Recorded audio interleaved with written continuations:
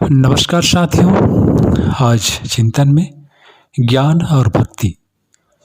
रामायण की भक्ति अंधी भक्ति या भावोन्माद नहीं है जैसा कि आमतौर से लोग समझते हैं। उसमें विवेक का पूरा पूरा समन्वय है। गोस्वामी जी ने ज्ञान को भक्ति से कम महत्व नहीं दिया है। वे विवेक और भक्ति को अभिन्न मानते हैं। हम जो भी करें विवेकपूर्ण करें। यहाँ तक कि ईश्वर विश्वास, ईश्वर प्रेम और भक्ति आचरण के संबंध में भी यह विचार करते हैं कि वह व्यक्ति और समाज के लिए उपयोगी है या नहीं। निसंदेह श्रुति सम्मत आस्तिकता इन सभी कसौटियों पर हर दृष्टि से खरी उतरती है। ईश्वर सर्वव्यापक, न्यायकारी, कर्म फलदायिनी और उत्कृष्टता से ओतप्रोत चैतन्य सत्ता है। सांसारिक दंड से बच निकलने के अनेक चतुरतापूर्ण मार्ग हैं, पर दुष्कर्मों का फल ईश्वर द्वारा आज नहीं तो कल दिया ही जाने वाला है। इस मान्यता के कारण व्यक्ति सत्पथ अपनाता है और सद्भाव संपन्न बनता है। इस दृष्टि से आस्तिकता उस नैतिकता का पक्ष पुष्ट करती है जो व्यक्ति एवं समाज की प्रगति एवं समृद्धि में हर दृष्टि से सहायक होती है। ईश्वर भक्त अर्थात ईश्वर प्रेम। ईश्वर प्रेम अर्थात उत्कृष्ट संवेदनाओं से अंतःकरण को सुसज्जित बनाना। भावना ही मानवीय चेतना में उस सर्वोत्कृष्ट तत्व है। इसी से प्रेरित होकर मनोभूमि, बुद्धि, वैभव एवं क्रियाकलाप को दिशा मिलती है। यदि दुर्भावनाओं से अंतराल भरा होगा तो मस्तिष्क दुष्ट विचारों में निरत रहेगा, असुरता का पक्ष समर्थन करेगा और शरीर की गतिविधियां उसी स्तर के कुकर्मों में जुट पड़ेंगी। इंद्रियां वैसा ही चाहेंगी और मन की लालसा उसी ओर खींचती रहेगी। महानता का आरंभ आंतरिक सद्भावनाओं की सुदृढ़ स्थापना से होता है। यह भावनाएं उच्च स्तरीय हों, उनमें करुणा, स्नेह, सद्भावना, कोमलता, आत्मीयता, परोपकारता, उदारता जैसे आध्यात्मिक गुणों का समावेश हो तो चिंतन और कृतित्व को निश्चय ही श्रेष्ठ सात्विकता की देवत्विक दृश्यकल्प गतिविधियां अपनाने की प्रेरणा मिलेगी और क्रमशः वैसा ही व्यक्तित्व बनता ढलता चला जाएगा। ईश्वर प्रेम, ईश्वर भक्ति वस्तुतः सुकोमल संवेदनाओं को विकसित एवं परिपुष्ट करने का ही नाम है। भक्ति का समस्त कलेवर इसी प्रयोजन के लिए विनिर्मित हुआ है। उसे अपना कर मनुष्य प्रेमी, उदार, सेवाभावी एवं निर्मल चरित्र बन सकता है। इस मार्ग पर चलते हुए मनुष्य ईश्वर का प्यारा बन सकता है और उसके अनुग्रहजन्य आत्म साक्षात्कार, जीवन मुक्ति, परमपद, ब्रह्मानंद जैसे उपहारों को पाकर धन्य बन सकता है। यही मान्यता ईश्वर भक्ति द्वारा पुष्ट होती है। मनुष्य को महामानव बनने की दिशा में अग्रसर करती है, जिससे वह अपना तथा समस्त संसार का भला करता है। ईश्वर भक्ति का दोहरा लाभ है आत्मोत्कर्षण और उसके साथ जुड़ा हुआ जन कल्याण। तर्क, प्रमाण और परख द्वारा ही किसी बात पर स्थिर विश्वास किया जा सकता है। ऐसा विश्वास ही चिरस्थायी और प्रेरणाप्रद होता है।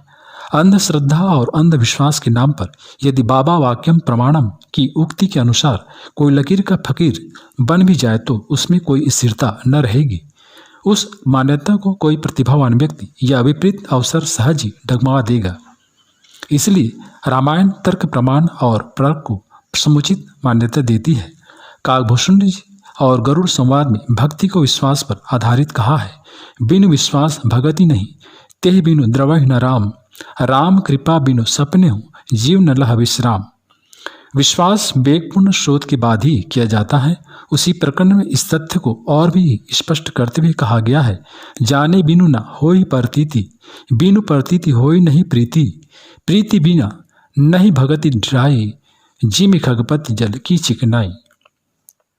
विवेक के आधार पर ही संसार में उचित अनुचित का भेद किया जा सकता है और गुण ग्रहण करने तथा दोष त्यागने को तत्पर हुआ जा सकता है।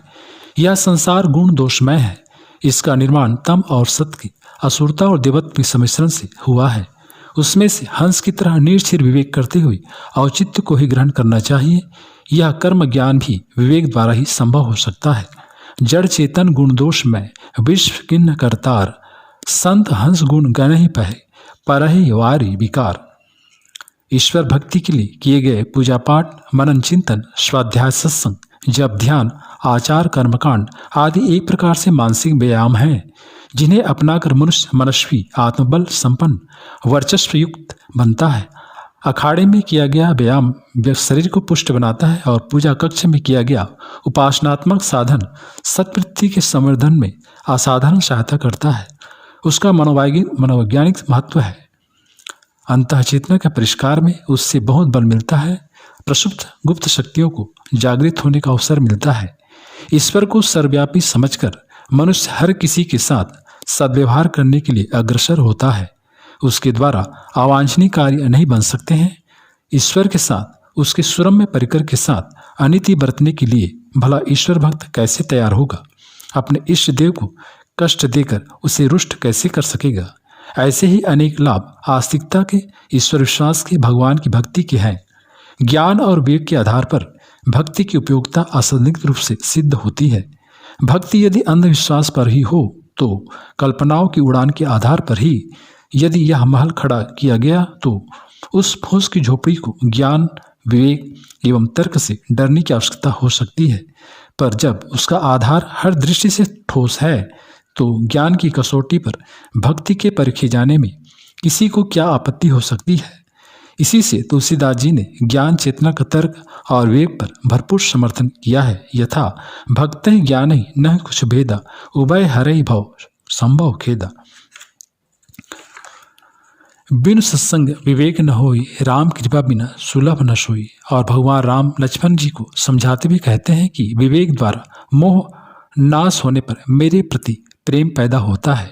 हो ही विवेक मोह भ्रम भाग, तब मम चरण उपज अनुराग।